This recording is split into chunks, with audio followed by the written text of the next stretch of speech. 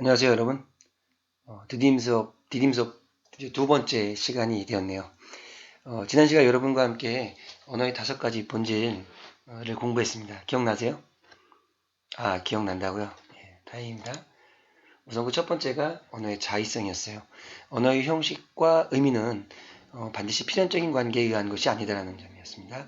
그리고 언어의 사회성, 언어를 사용하는 사람들 언중이라고 부르고 그들끼리의 약속이다 라는 말을 했었습니다. 그 다음 시간이 흐름에 따라 언어는 변할 수 있다.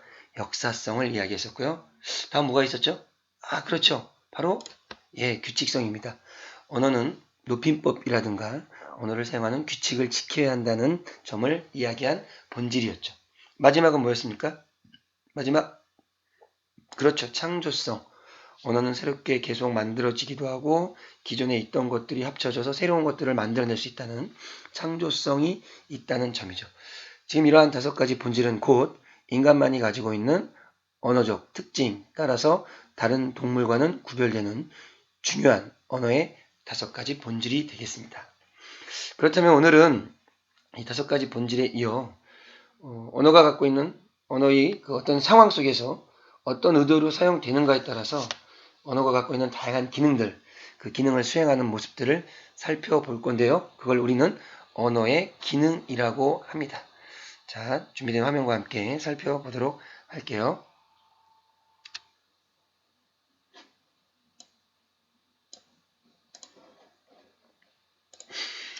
자, 언어의 5가지 기능. 본질도 5가지였는데 기능도 5가지네요. 그죠? 자, 우선 지시적 기능에 대한 공부를 할 거고요. 정보적 기능, 정서적 기능, 친교적 기능, 그리고 명령적 기능을 공부할 겁니다. 조금은 낯선 용어도 보이는 것 같고요. 충분히 여러분이 이해할 수 있는 말도 있을 것 같습니다. 그러면 여러분들 교과서 지금 몇 쪽과 관련되냐면 페이지 106쪽을 한번 보세요. 교과서 106쪽을 한번 펼치면 언어의 기능 해가지고 소개가 되고 있습니다. 선생님이 조금 아까 이야기를 했는데요.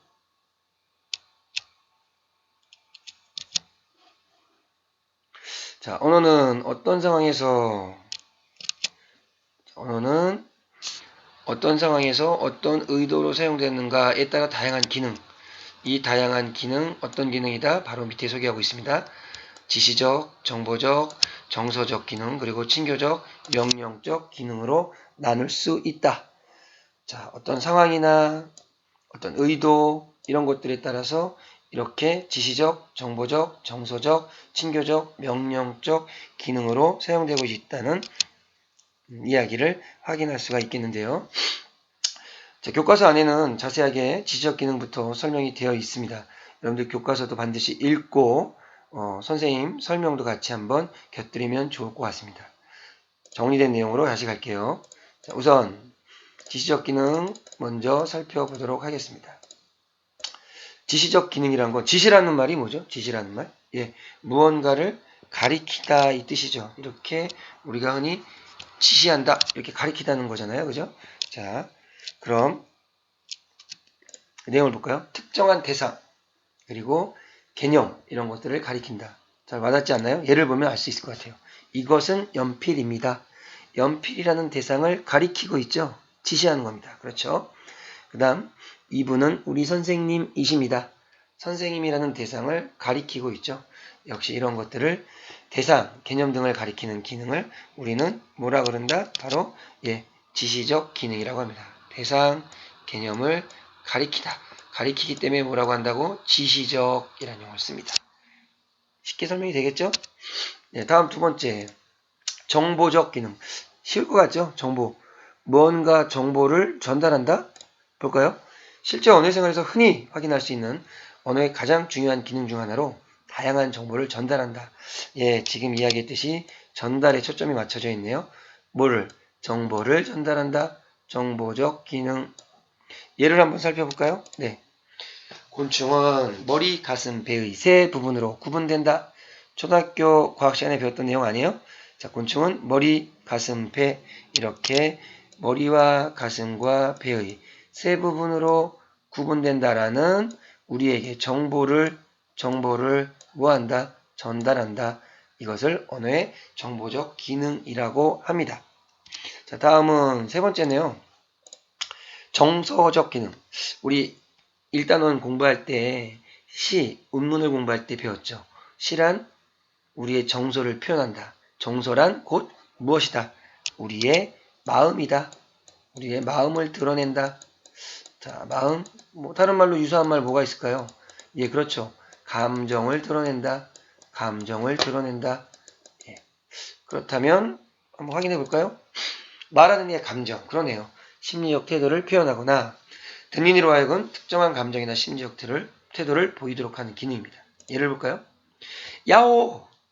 우리 왜 산에 가서 크게 소리 한번 지르잖아요. 야호!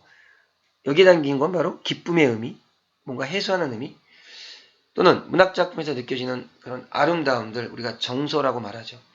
그래서 일상 속 대화에서 나타나는 감정이 담긴 말, 그리고 문학작품과 같은 데서 느껴지는 아름다움을 우리는 정서적 기능이라고 말하고 있습니다. 자, 다음 네 번째 갈까요? 언어의 기능 네 번째. 친교적 기능. 자, 여러분, 친교라는 말은 뭐예요? 친교. 아, 서로 사귄다, 사귐, 이런 말이겠네요. 그죠? 그렇다면 감이 잡혀요? 친교적 기능. 상대방과의 관계를 형성하고, 관계를 형성시켜준다. 또, 원만하게 유지한다. 관계 형성과 상대방과의 원만한 관계 형성과 그것을 유지하는 기능, 친교적 기능. 점심시간에 친구들한테 우리 같이 밥 먹으러 갈래? 이것도 나는 너가 지금 친하고 그런 것들을 드러내는 거야 라는 걸 표현할 수 있겠죠. 친교적 기능이라고 할 수 있겠네요. 그죠? 예를 볼까요? 아침 드셨어요? 라고 말하는 거. 정말 아침을 먹었냐 안 먹었냐 이 상황도 되겠지만 아침에 을에 만나서 친함을 드러내기 위한 하나의 방법일 수 있죠. 또 오늘은 날씨가 참 좋구나. 날씨가 좋다라는 어떤 정보 전달이 아니라 날씨가 좋다라는 말을 통해서 대화를 부드럽게 끌어가는, 관계를 부드럽게 만들어주는 친교적 기능의 표현이라고 말할 수 있습니다. 이해하시겠어요? 다음 갈까요? 마지막이네요. 벌써 언어에서 다섯 번째 기능은 명령적 기능이라고 합니다. 명령적 기능. 말 그대로 상대방에게 어떤 행동을 하도록 요구한다 이 뜻입니다. 요구한다. 행동을 하도록 요구한다. 뭐 쉽겠죠, 여러분? 볼까요?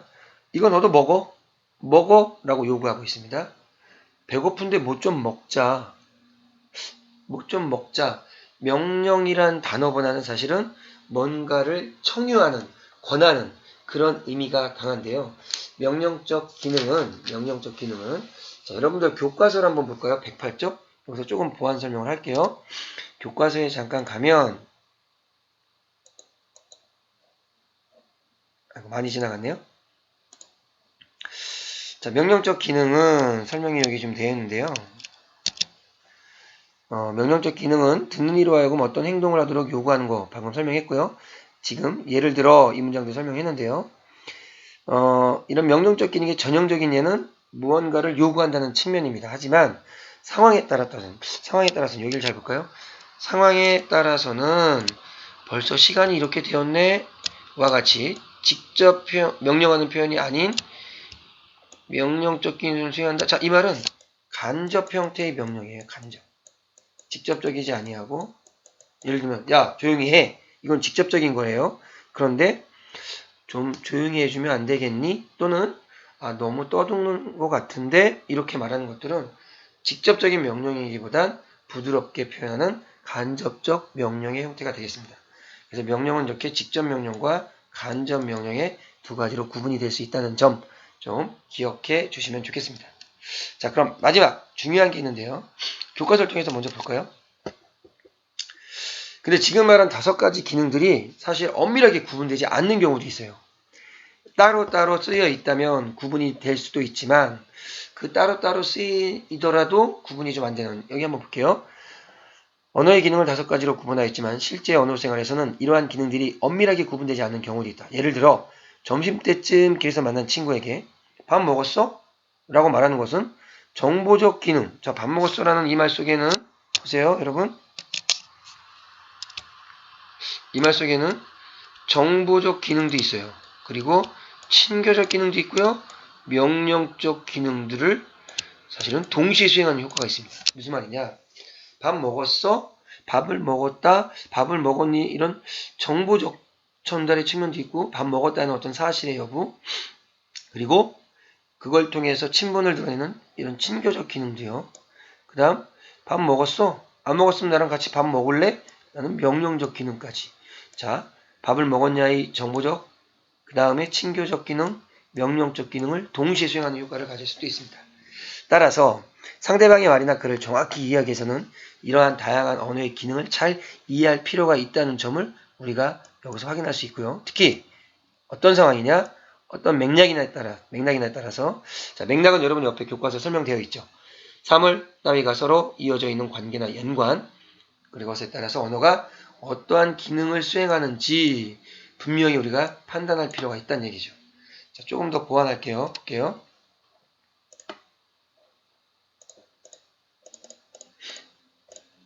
자, 여러 기능을 동시에 수행하는 경우입니다. 밥 먹었어 지금처럼 친교적 기능이요. 또 명령적 기능이요. 하나 더 나아가면 아까 무슨적 기능도 수행할 수 있다고요?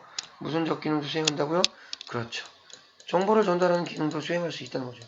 밥을 먹었느냐의 정보 전달 여부. 그죠? 이런 기능들을 수행하고 있다는 점 생각을 하라고 했고요. 다양한 언어의 기능을 잘 이해하고 상황과 맥락에 따른 언어의 기능을 판단해야 하는 판단해야 하는 점을 이런 여러 기능을 동시에 수행하는 경우에서 확인해야 되는 거죠. 결국 이런 기능을 제대로 이해하지 못하면요. 이런 실수가 벌어지겠죠. 점원이 어서 오십시오 라고 말해서 손님이 천천히 들어가고 싶은데요. 어서 오십시오 이 말 속에는 친교적 기능이에요. 인사를 하는. 그런데 이걸 명령으로 받아들여서 어서 오십시오, 어서 오세요, 빨리 들어오세요 라는 명령적 기능으로 받아들이는 바람에 난 천천히 들어가고 싶은데요 라고 잘못 대답할 수도 있다는 얘기죠. 다음 또 잘못된 예를 한번 볼게요. 선생님이 거기 창문 좀 닫을까? 라고 말했어요. 그런데 학생은 뭐라고 답변했죠? 1cm 닫을까요? 5cm 닫을까요? 자, 선생님은 명령적 기능의 언어로 말을 했어요. 문 좀 닫아줄래? 그런데 학생은 그걸 정보적 기능으로 판단해서 몇 cm 닫을까요? 1cm? 5cm. 이렇게 학생이 그것을 상황이나 맥락을 파악하지 못해서 아까 나왔던 상황이나 맥락을 이것을 파악하지 못한 채 명령적 기능의 언어를 정보적 기능으로 받아들이면서 생긴 언어 상황의 잘못된 모습이죠. 오해가 빚어질 수밖에 없겠죠. 다음 하나 더 볼까요? 승객이 안녕하세요. 오늘 날씨가 좀 춥죠? 라고 말했어요. 근데 다른 승객이 안녕 못해요. 날씨야 이맘때쯤 원래 그렇죠. 자 원래는 뭘까요? 그렇죠. 친교적 기능이었어요.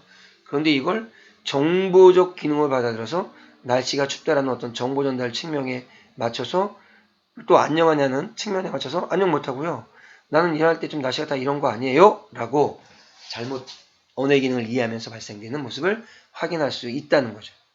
자, 5가지 언어의 기능도 중요하지만 그 기능이 각기 구분돼서 쓰일 수도 있지만 이렇게 혼합되어서 그 다음에 이것들이 동시에 수행되는 과정이 있다는 점을 잊지 말기를 바라겠습니다. 자, 여러분 오늘 수업 여기까지 마칠 건데요. 좀 이해가 충분히 됐으면 좋았는데 안 됐다면 교과서 내용 106쪽부터 그 다음 107, 108쪽 교과서 내용과 연계해서 한번 공부해 주시면 좋을 것 같습니다. 오늘 수업 여기서 마치겠습니다. 디딤 수업 3번째를 기대하면서 안녕.